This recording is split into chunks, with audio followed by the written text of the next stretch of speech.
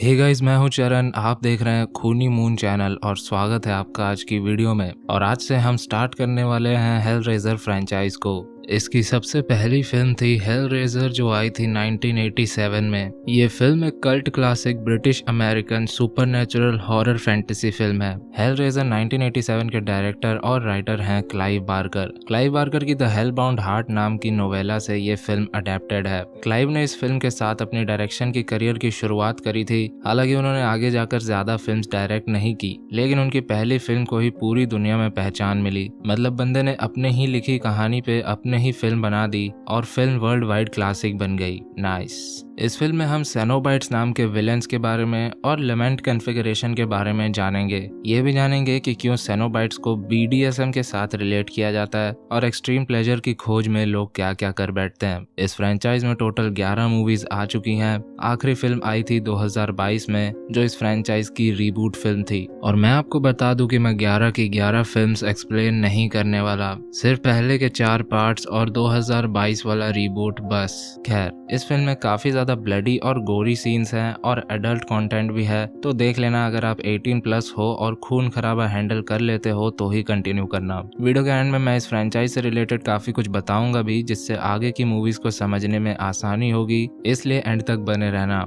खैर, इसी के साथ चलिए चलते हैं हेलरेजर 1987 की स्टोरी की ओर।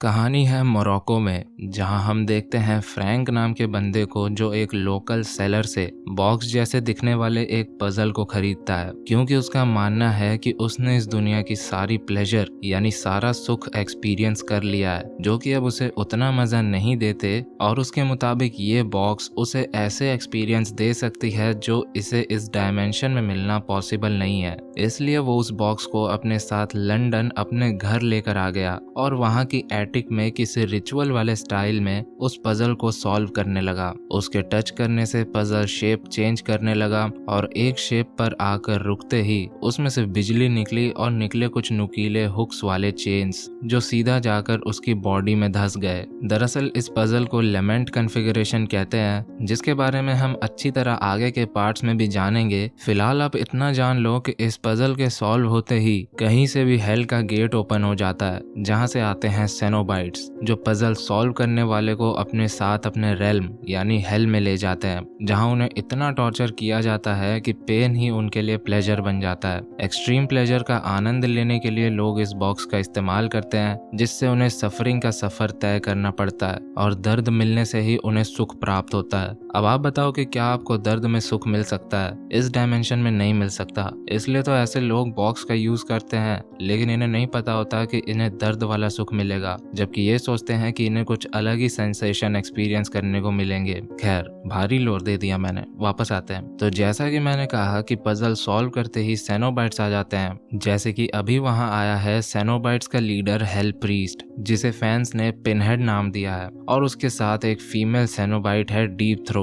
सेनोबाइट्स को देखकर भी साफ समझ आता है कि इन्होंने भी एंड लेवल का दर्द झेला हुआ है, यानी ये भी पहले इंसान ही हुआ करते थे। जो चेन्स फ्रैंक के अंदर घुस गए थे वो सेनोबाइट्स का ही वेपन है, जो कि कहीं से भी आ जाते हैं। वहाँ हम सिर्फ चेन्स और फ्रैंक के चीथड़े देख पाते हैं और एक अजीब सा पिलर। पिनहेड वहाँ से पजल को उठाकर वापस पहले वाले फॉर्म में ले आता है, जिससे वहाँ सब कुछ पहले की तरह हो जाता है। कोई कह ही नहीं पाएगा कि यहाँ कुछ सेकंड्स पहले मांस के लोथड़े बिखरे पड़े थे। इसके कुछ ही दिनों बाद फ्रैंक का भाई लैरी उसकी दूसरी बीवी जूलिया के साथ यहाँ शिफ्ट होने आ गया था, क्योंकि ये घर फ्रैंक और लैरी का ही है। लैरी की पहली बीवी के मरने के बाद लैरी इस घर को बेचना चाहता था, लेकिन फ्रैंक ने बेचने नहीं दिया। घर में सड़ता हुआ खाना और एक अश्लील पुतला देखकर दोनों समझ गए थे कि फ्रैंक यहाँ आया था। तभी लैरी को उसकी बेटी कर्स्टी का कॉल आता है, जो अपनी स्टेप मदर जूलिया के साथ नहीं रहना चाहती, इसलिए ये अपना अलग कमरा लेकर रहने लगी है। कुछ दिनों बाद जिस दिन वो शिफ्ट हो रहे थे, उस दिन कर्स्टी भी उनके घर आती है और वहाँ जो सामान शिफ्ट कर रहे थे उसमें से एक बंदा कर्स्टी और जूलिया दोनों से जबरदस्ती की बात कर रहा था लैरी के सामने ही। फिर भी लैरी ने उसे कुछ नहीं बोला।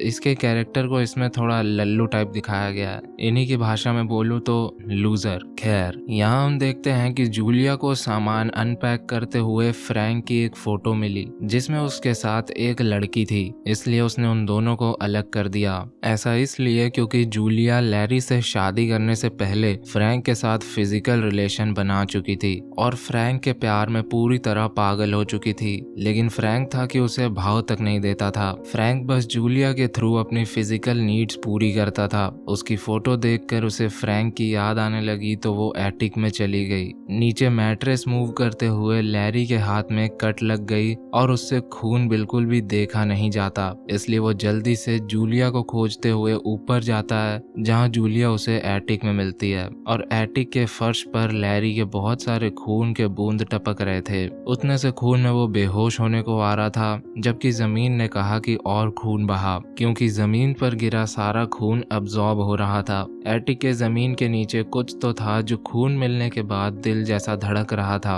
वो तीनों तो हॉस्पिटल के लिए निकल गए, लेकिन ऊपर एटिक के जमीन से कोई बाहर निकल रहा था। देखते देखते वो ह्यूमन फॉर्म में आ रहा था। हाथ, ब्रेन, रीढ़ की हड्डियां, उंगलियां और ये स्पेशल इफेक्ट्स की जितनी तारीफ कर लो कम है। शाम को लैरी ने शिफ्ट होने की पार्टी रखी थी जहां कर्स्टी का बॉयफ्रेंड स्टीव भी आया हुआ था। जूलिया वहां से उठकर वापस एटिक में पहुंची जहां उस आधे इंसान को देखकर उसकी जो फटी वो अब बोलने भी लगा था। उसने बताया कि वो फ्रैंक ही है और वो लैरी के खून से वापस आ गया है। वो ज्यादा कुछ तो नहीं बताता, बस जूलिया से हेल्प मांगता है। कैसी हेल्प? वेल, वो कहता है कि जैसे फ्रैंक के खून से उसकी बॉडी इस स्टेज तक पहुंच चुकी है तो उसकी बॉडी को कंप्लीट होने के लिए उसे और ब्लड चाहिए, चाहे वो किसी भी इंसान का हो। खैर, इसके बाद कर्स्टी स्टीव के साथ वापस अपने रूम जाने के लिए निकलती है और रास्ते में उन्हें एक बेगर घूर रहा था, जैसे वो उनका पीछा कर रहा हो। फिल्म में इसका नाम है डेरेलिक्ट। यहाँ आधी रात में गहरी सोच विचार के बाद फ्रैंक की दीवानी उसकी मदद के लिए राजी हो जाती है। वो उसे जाकर कहती है कि मैं तुम्हारे लिए कुछ भी करूंगी,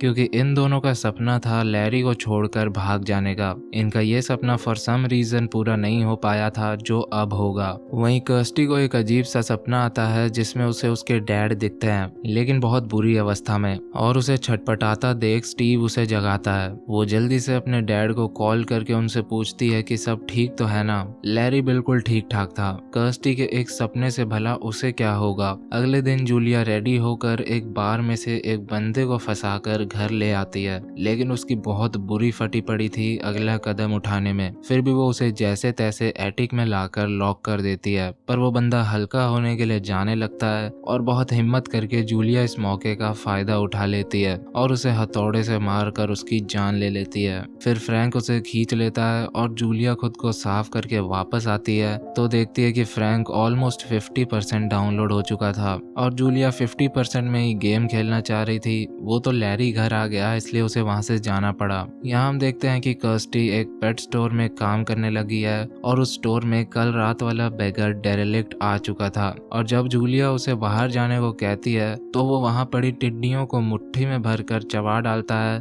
उसके बाद चुपचाप बाहर चला जाता है।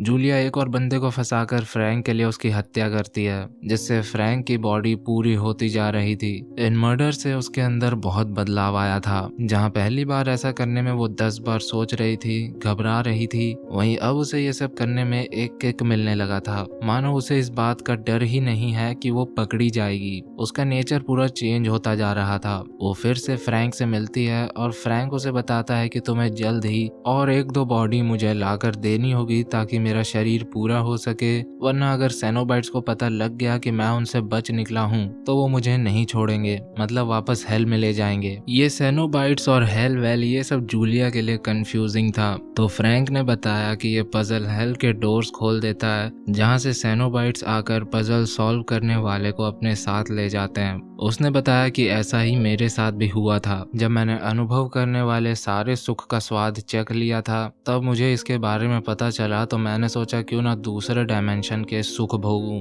लेकिन उसे नहीं पता था कि उसे कैसा सुख मिलने वाला है। वही सब जो मैंने शुरू में ही एक्सप्लेन कर दिया था। वो उससे कहता है कि और बॉडी लाकर मेरी मदद करो, फिर हम यहाँ से भाग जाएंगे। खैर, एक रात जूलिया और लैरी टीवी देख रहे थे और ऊपर फ्रैंक पागलों की तरह शोर कर रहा था। आवाज सुनकर लैरी पूछता है कि ये क्या है, जिस पर जूलिया उसे बाहर हो रही बारिश और बादल गरजने का रीजन देती है, लेकिन लैरी को ऊपर जाकर चेक करना था। जूलिया ने उसे बहुत रोका लेकिन वो रुका नहीं और एटिक की तरफ बढ़ गया। हालांकि वहां भी उसे कुछ नहीं दिखा। इसके बाद दोनों का रोमांस चालू हो गया और उनके रूम के क्लोजेट से निकला फ्रैंक, जो उनके पास आकर जूलिया के सामने एक चूहे को आधा चीर दिया और वापस छुप गया। फ्रैंक को जलन हो रही थी कि जूलिया लैरी के साथ मेकआउट क्यों कर रही है, इसलिए उसने यह हरकत करी जिससे जूलिया ने लैरी को परे हटा दिया। अगले दिन लैरी और कर्स्टी लंच के लिए एक रेस्टोरेंट जाते हैं, जहां वो कर्स्टी से कहता है कि जूलिया आजकल अजीब बिहेव करती है, शायद वो घर में अकेली हो चुकी है और उसे बात करने के लिए कोई चाहिए जो उसे समझ सके। इसलिए वो कर्स्टी को कभी टाइम निकाल कर उसके घर आने को कहता है ताकि कर्स्टी और जूलिया का बॉन्ड थोड़ा स्ट्रांग हो सके। कर्स्टी उसके घर जाती भी है लेकिन बेचारी बुरा फंसने वाली थी, क्योंकि जैसे ही वो वहां पहुंची तो उसे दूर से ही दिख गया कि जूलिया एक अनजान बंदे को घर में ले जा रही है और हमें तो पता ही है कि इसके साथ क्या होने वाला है। उसे फ्रैंक के हवाले करके जूलिया दूसरे रूम में चली गई क्योंकि उसने कर्स्टी को आता देख लिया था। इसके बाद कर्स्टी जब एटिक के पास पहुंची तो उसे मिला सरप्राइज। फ्रैंक का शिकार बाहर निकलकर कर्स्टी से हेल्प मांग रहा था, लेकिन हेल्प की जरूरत तो खुद कर्स्टी को है, क्योंकि उसका अंकल फ्रैंक उसे देखकर उस पे ही डोरे डाल रहा था, उसे ही कोपचे में लेना चाह रहा था। लेकिन कर्स्टी के हाथ वो पजल लग गया और इससे फ्रैंक की फटने लगी। वो कर्स्टी से बॉक्स वापस मांग रहा था तो कर्स्टी ने कहा, ये चाहिए ना तुम्हें तो ये ले लो। ले बात।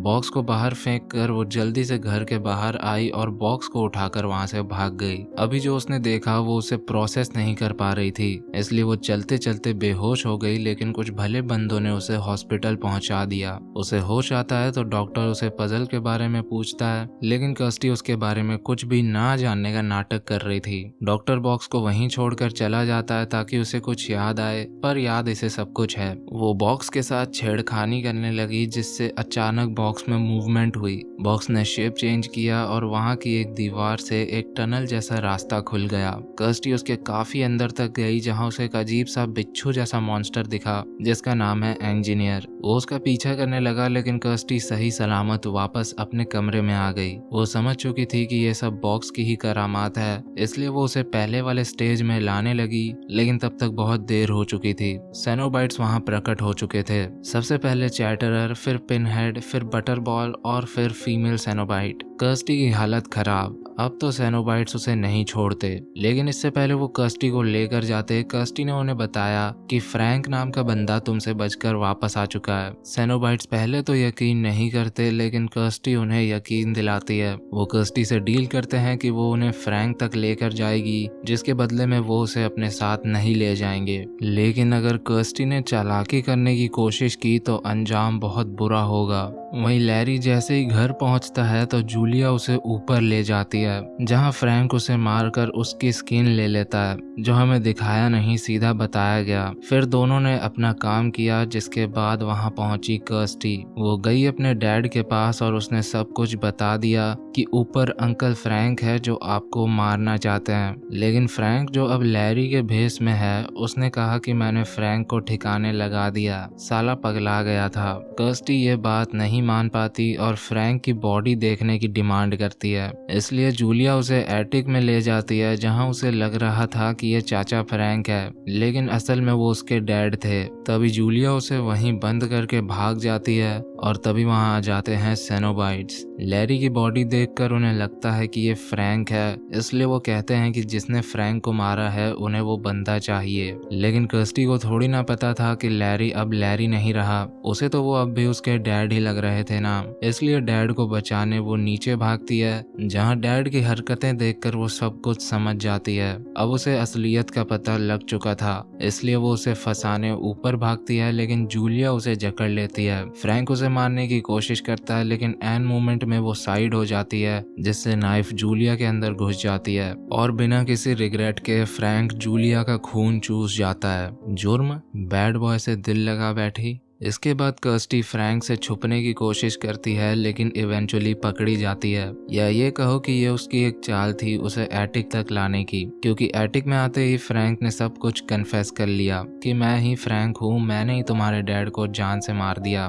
बस उसके इतना कहते ही सेनोबाइट्स जो वहीं छिपे बैठे थे अंधेरे से बाहर आए और अब फ्रैंक की फील्डिंग, कीपिंग, स्लिप, गली सब कुछ लग चुकी थी। सेनोबाइट्स ने हर तरफ से उसके अंदर अपने चेन्स घुसा दिए थे और कुछ ऐसी ही हालत में कर्स्टी को लैरी उसके सपने में दिखा था। खैर तभी फ्रैंक ने अपनी आखिरी लाइन बोली, Jesus wept.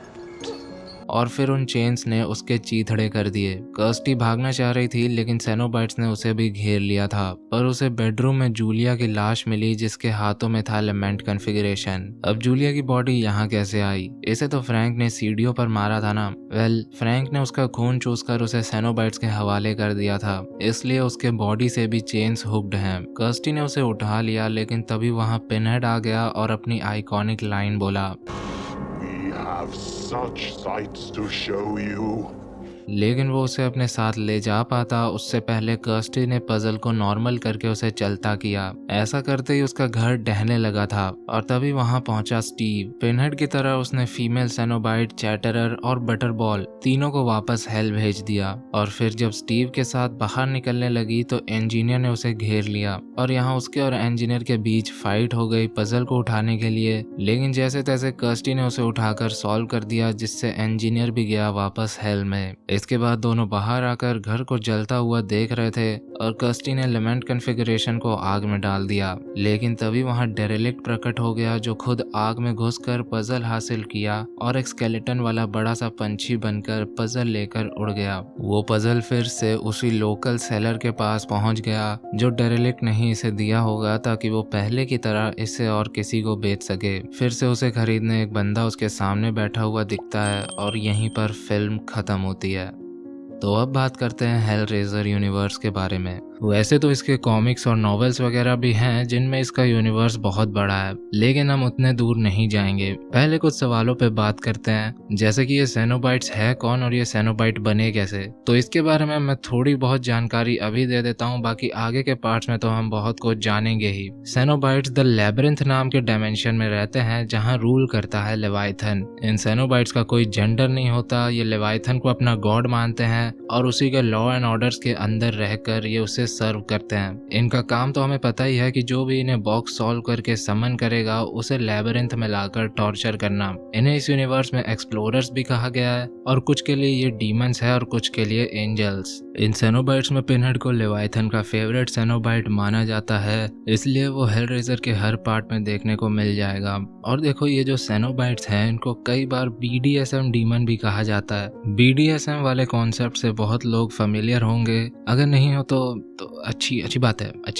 देखो एक तो सेनोबाइट्स ब्लैक लेदर सूट्स पहनते हैं जो BDSM वाले लेटेक्स सूट की तरह दिखता है। खुद भी एक्सट्रीम प्लेजर की खोज में रहते हैं और जिनको प्लेजर चाहिए होता है उन्हें देते भी हैं। चेन्स का यूज करते हैं और लेवाइथन के डिसिप्लिन्स को फॉलो करते हैं। क्लाइव ने बहुत बढ़िया तरीके से इसे दिखाने का सोचा था। उन्होंने जो फाइनल फिल्म बनाई थी उसमें फ्रैंक और जूलिया के इंटीमेट सीन्स में और थोड़ी इंटेंसिटी और मर्डर्स वाले सीन्स में भी BDSM वाली फील देने की कोशिश करी थी, लेकिन MPAA ने रिजेक्ट कर दिया। इसलिए बहुत से सीन्स कट करके फाइनल फिल्म रेडी करनी पड़ी थी थिएटर्स में लगाने के लिए। जो इंजीनियर नाम के मॉन्स्टर को हमने देखा उसे सबसे पहला सेनोबाइट माना जाता है और वो ही इंसानों को सेनोबाइट्स में बदलता है और टॉर्चर के लिए नए नए मशीन्स बनाता है, इसलिए उसका नाम इंजीनियर है। बाकी ये लोग कैसे सेनोबाइट बने, लेवाइथन, लैबिरिंथ, ये सब के बारे में मैं आपको आगे के पार्ट्स में बताऊंगा। अब आप पूछोगे कि वो भिखारी के भेष में वो डीमन कौन था। देखो वैसे तो उसके ह्यूमन फॉर्म का नाम डेरेलिक्ट है, पर उसे इस यूनिवर्स में द पजल गार्डियन के नाम से जाना जाता है, इसलिए उसने पजल को जलने से बचा लिया।